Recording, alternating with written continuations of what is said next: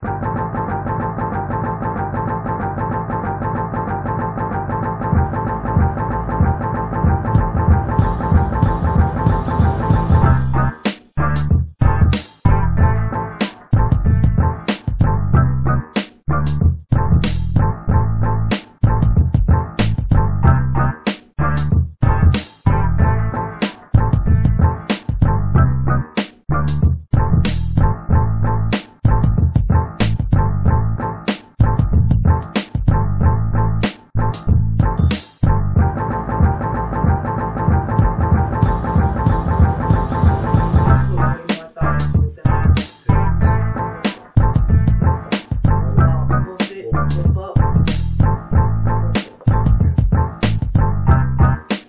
up, party people? It's the LocStarz, KG and Kraze, back with another episode of Black Pop Culture with a Twist. I am joined by my sister, KG. What's up? And she is in the process of making me look beautiful. I'm getting ready to go to New Orleans for WrestleMania weekend, and I wanted to prepare by getting my new growth twisted. And if you know somebody with dreadlocks, or if you have locks yourself, then you know that sometimes can look a little bit rough, especially if you've seen pictures of me on the internet. So I wanted to show you guys how to maintain and how we put the time and effort into making our hair look the way that it does. I started my lock journey in 2001, and I was inspired by none other than the woman you see right there. Tell us how you got started. Well, I guess the backstory is that, I was experimenting with natural hairstyles. This was about 1998 because I know when I was pregnant with my son, I was still wearing weaves, but during the first year of his life, I started experimenting with natural hairstyles. And by his first birthday, I had made the decision to lock my hair. A lot of it had to do with some of my lock, what do I call them? Lock inspirations like Lauryn Hill. She was big at the time, and I just thought she was beautiful. And dark-skinned Vanessa Williams from New Jack City just had gorgeous, gorgeous locks at that time, and that was just something that was really meaningful to me, and I really wanted to have that style. And like I said in an earlier video, I had people tell me that my hair was too nappy to go natural, which makes absolutely no sense, but I did it anyway, and it was definitely an experience. And since then, it's always been a point of just a point for me to be sure that I am beautiful as I am.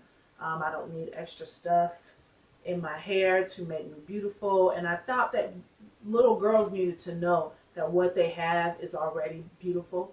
And I started that journey a long time ago, and I'm so excited to see how many people are embracing natural hairstyles. And I don't have any problem with people who wear weaves. I think that is just a personal style choice.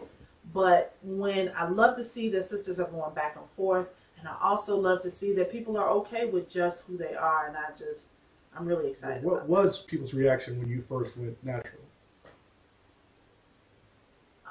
When I first went natural, I went to a professional salon, and it was so nice. The way it looked, it was super short. I cut all my relaxer out, so I had less than a teeny weeny afro, and I had these little coils, but they were super cute. So I've always had a really positive response. And I feel like this was kind of, before the lock craze got really big. Like I said, Lauryn Hill had locks at the time in the late 90s, and Vanessa Williams had locks in the 90s, but it wasn't like, I don't feel like a lot of people were doing it at that time, but it was definitely on the rise. And so I got a lot of positive feedback. I felt really good about myself. And since then, I've had a lot of people come up to me and talk to me about my locks. And if you look at my locks, they're relatively short for the length of time that I've had them. I've had some problems with breakage, which really frustrates me, especially when you see all of this, because he started a couple of years after me, and his locks are gorgeous. Thank you. But other than that, I've had a positive experience, and you know, you just kind of let your locks do what they do, and my locks definitely do what they do. Yeah, I know what you mean. When I started growing mine in 2001, I didn't think that I was able to get dreadlocks. I mean, first of all, you know, when I was in high school, they didn't really, there weren't too many people with dreads. I mean, you know, you had like reggae singers, and that was pretty much, and Whoopi Goldberg, and that was pretty much about it, you know. And then as it started to get into more and more people in the hip hop community started wearing dreads, it was, you know, it was very eye opening. It was like, okay, that's a unique look, and so I didn't think that I would be able to grow my hair because my hair doesn't grow all that long, you know, without you know, before I locked it. So for me, once my sister started locking hers, once you started locking yours, you know, it was like, okay, well, you know how to do it, hook me up. And so for me, it was just an experiment, and it's something that I liked. And you go through the phases. I mean, when you first start out, you know, my hair was really low.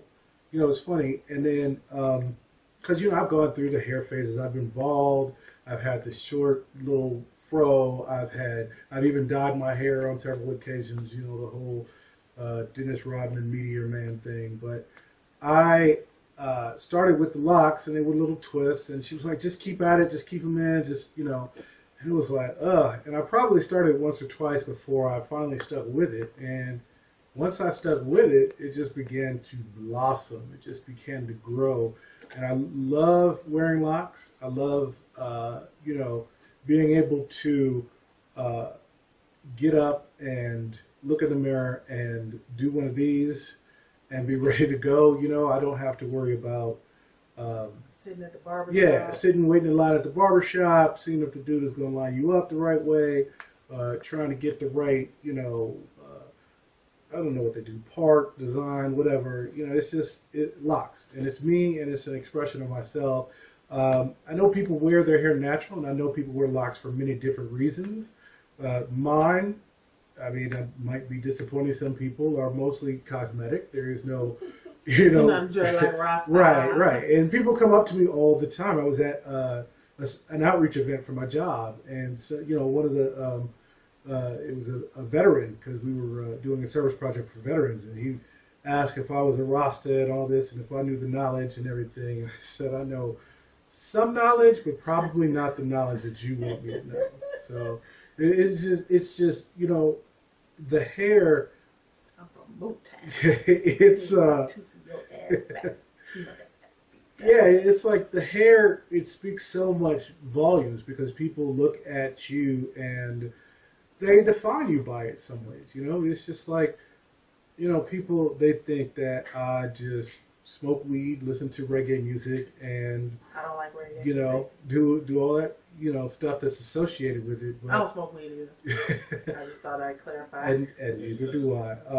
You know, and when I say we, my wife Janelle and I got married in Jamaica, and me, Midwestern, Chicago, suburban, ain't never been nowhere hardly, and you know, people would come up to me like, respect, you know, I can't really do a patois accent, but you know, they were thinking that I was a native, you know, something, and I had to tell them, no, I'm from the suburbs of Chicago. So it's people come up to you and they assume all kinds of things, and it's just weird, the reaction, especially once mine started to get a little bit of link to them.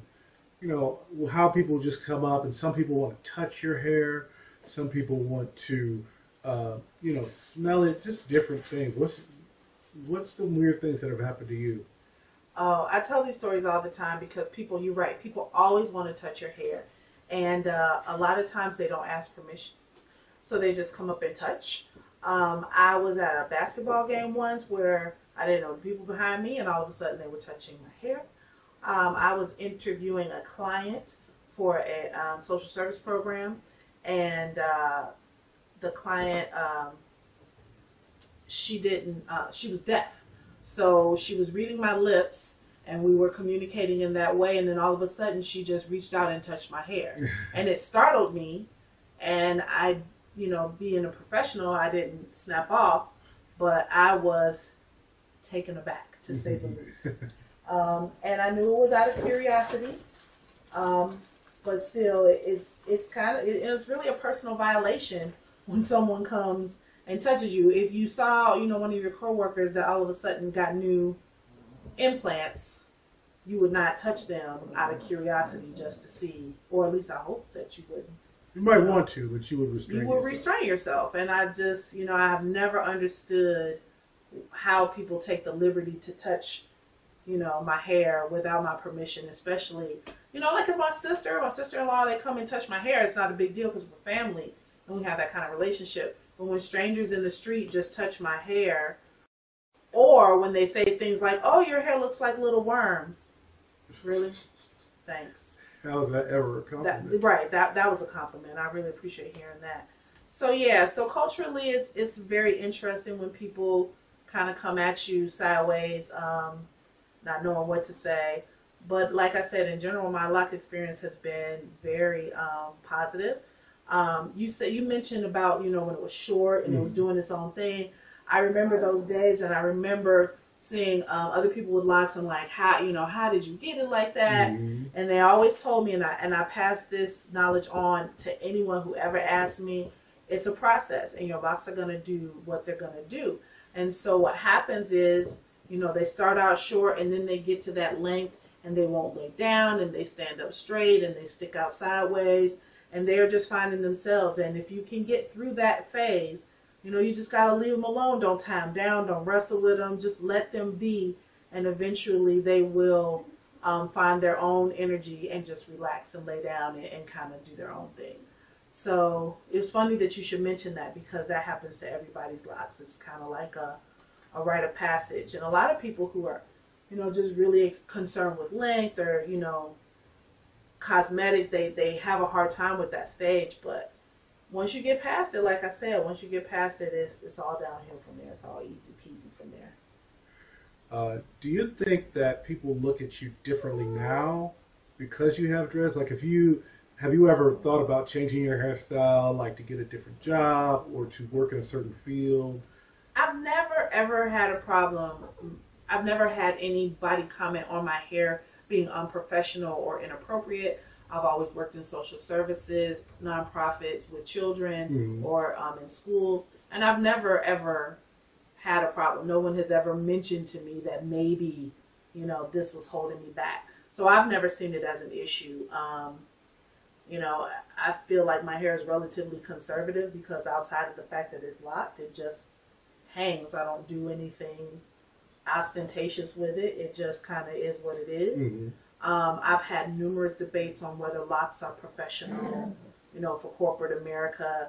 And I've had some heated debates, especially on Facebook, about the appropriateness of locks, which I find offensive because I don't think there's anything inappropriate about my hair or anybody's locks in general. And, you know, I do understand that there are some arenas where locks might be questionable, you know, in corporate America, maybe on men, but definitely, and mostly because of the length, but not in any way, shape, or form for women. But that's my opinion. It's like some people, who was it, Stephen Smith, who said... That's exactly what I was talking about. That's exactly the argument that I had with people on Facebook, because he equated a woman with locks with an athlete with a tattoo on his neck, and I was offended. Okay. I had a friend years ago that was in the fashion industry, Skip and Ryan, and she wants to wear finger locks. Well, the employer that she was working for didn't want that. I can do what I want to do. I'm a black woman. I am a proud woman. I should be able to do that. He said, sure you do. Just not for my job. You got to go. Fired her.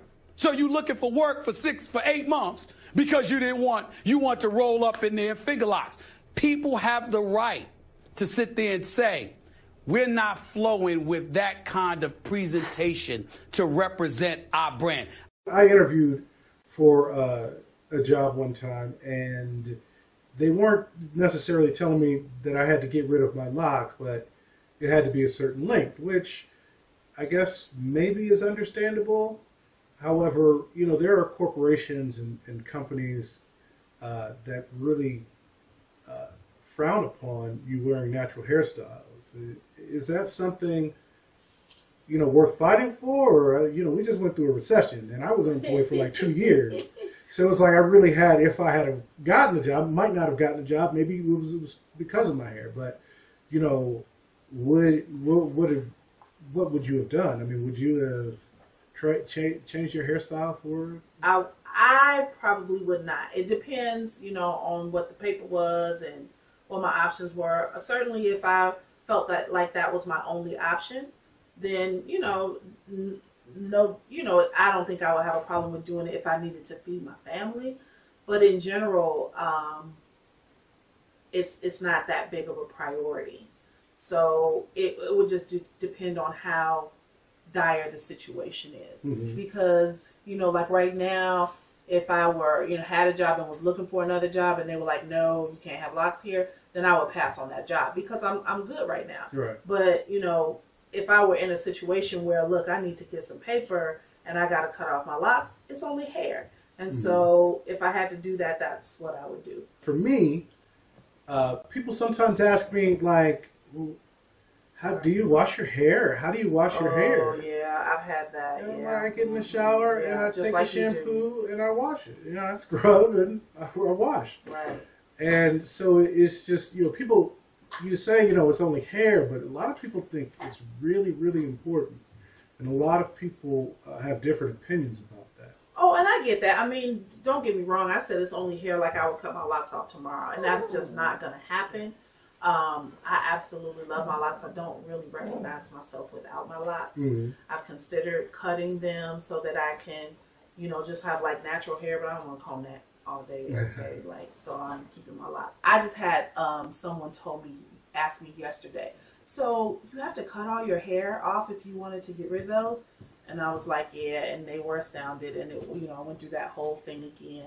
And I've mentioned before how if I wear a wig or something, or a straight hairstyle, which would always be a wig, people are like, oh girl, that looks good on you. And it's like it kind of negates the natural beauty that I feel I have with my locks. Mm-hmm. So that's awkward.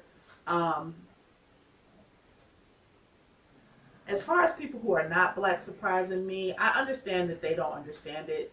So until they violate my personal space by touching me or something like that, or saying, something that is obviously not a compliment, like your hair looks like worms. But you know what? It's not only people who are not black who don't understand it. Or maybe I should put it like this.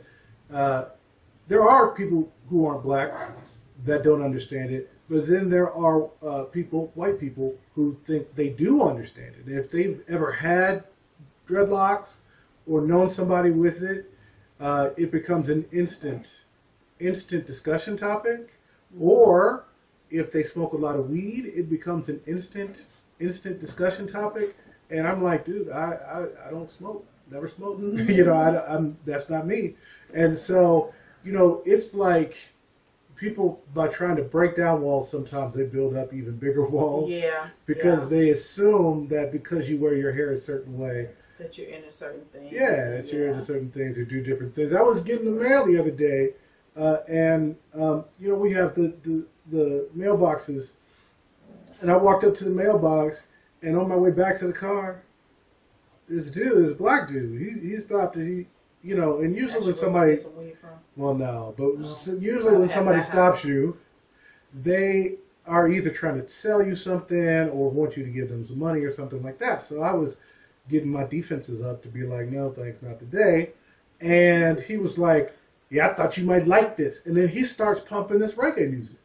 Oh. It's like, I mean, I have nothing but love that I appreciate. I like a good reggae song every now and then. But, I mean, I know very, very commercial reggae artists. I know Shabba Ranks, and he doesn't even make music anymore now that I know. I know Cuddy Ranks. I know anybody with the last name Ranks. And I know, like, Buju Banton. Shaggy. and Shaggy and Patra, and that's about it. I know Shaka Demus and Pliers because they made that song about Angela Lansbury. So it's just Murder, She Wrote, you know. And so other than that, I'm not really deep into it. Now, I love a good dance hall song. If I'm at a club, which is very rarely, and I hear something, I might dance. I'm still doing the Butterfly or the Pondy River. I don't know what they're doing now, but, you know, that's what I do. So it's a lot of, you know, singers and a lot of athletes. Like when Erykah Badu came out in the mid-'90s, with mid to late 90s, with On and On, and she had the long, the long locks. But hers were not legit, were they? Nope. I didn't know that for a long time. Even now, you know, I see these people and they have these they have locks like yours, and I'm like, that person was not down for the what 15 years that it has taken for his locks to grow that long. There's no way that he that, you know, athletes have been doing it. You're not even old enough. So, you know, I just realized that people can get lock extensions, especially in LA, like for $500, and they start out long, which, you know, do you boo-boo if that's, you know, that's what you want to do. That's what you got to do. But this right here is all natural. Did I start your locks? Yes, you did. And I'm pretty much the only person that's ever done them, huh? You and Janelle. Wow. That's an accomplishment. That's a thing. All right. Well, we're going to wrap things up. It's the LocStarz, KG, and Kraze with Black Pop Culture with a Twist. Today we were literally talking about twisting, the locking of the hair. It's the hair journey. You know, one thing that we didn't talk about is that personally, my preference is I never call it dreadlocks. I never say dreads. Very rarely that will slip out of my mouth. But I prefer the term locks because there's nothing dreadful. Well, I don't care either way. Sometimes I say dreads, sometimes I say locks. But I respect people who don't like the D word.